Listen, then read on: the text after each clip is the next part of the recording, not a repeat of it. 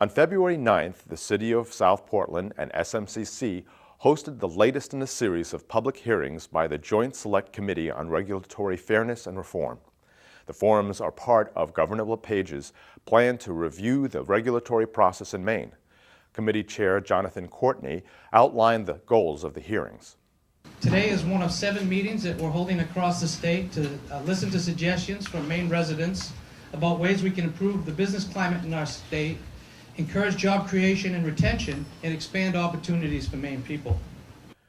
Representative Jonathan McCain spoke about why regulatory reform is needed. We're here to listen to specific suggestions about how we can improve Maine's regulatory environment. You've probably heard it enough, but it bears repeating. Maine is considered the worst place in the country to do business. And what that means is that our jobs are going to be lower paying, and there's going to be less of them, and it's going to be harder to advance when we're in them.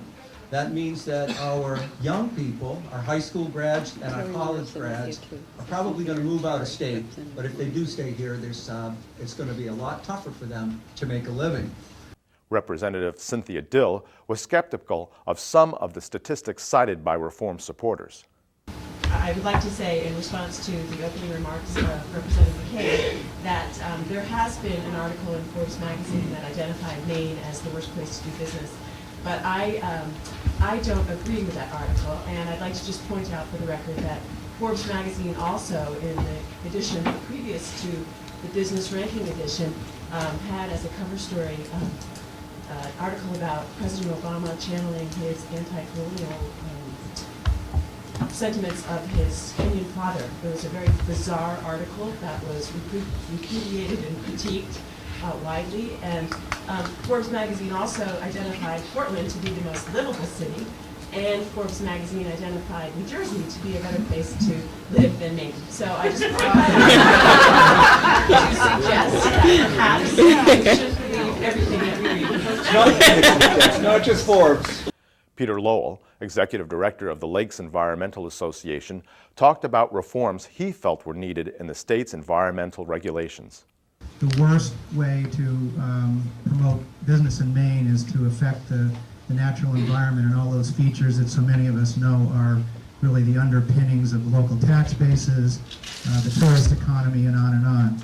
So with that as a given, I think the legislature in '73, when they enacted shoreline zoning, took a very courageous move and averted a lot of damage it would have. I've worked on lakes since 1970 as the director of the Lakes Environmental Association, and I think we would have lakes that are very similar to Massachusetts lakes if the legislature hadn't taken that initiative. There was a gap, but in 1992, the DEP lake scientists came up with a very science-based way of evaluating the impact of development on lakes. So there is a very good system, and I think it's very fair and usable by the development community to make sure that you're controlling your nutrients and your stormwater runoff. That being said, the system is broken in some places, and it doesn't affect just businesses. I've been a small business person for 30 years before I went full-time with the Lake Association, so I kind of see both sides of this.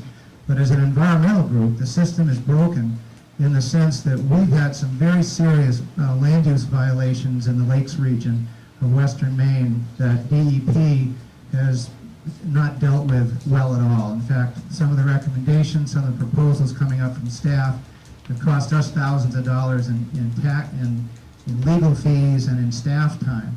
Former State Representative Herb Adams questioned the motives of those in favor of regulatory reform. I spent last evening reading the list of proposed reforms with an eye toward retaining Maine jobs.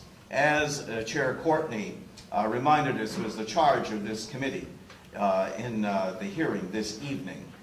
I have to say I left reading that list with as more questions than ever I could have imagined. It is a highly unusual laundry list, read through the lens of the charge of the committee. It makes me wondering how and who the real authors or constructors of that laundry list are. For example, who decided it was good to put on this list a ban on location and mapping of certain winter deer yards. Does that create one new Maine job? Certainly won't create one new Maine deer.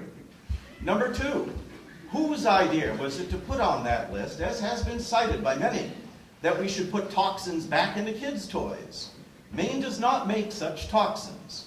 Maine does not make such toys. Maine does make kids, and we should be thinking about them. Additional hearings on regulatory reform will be held in Augusta, and legislative proposals are expected within the next couple of months. For more information, go to maine.gov/legis/house.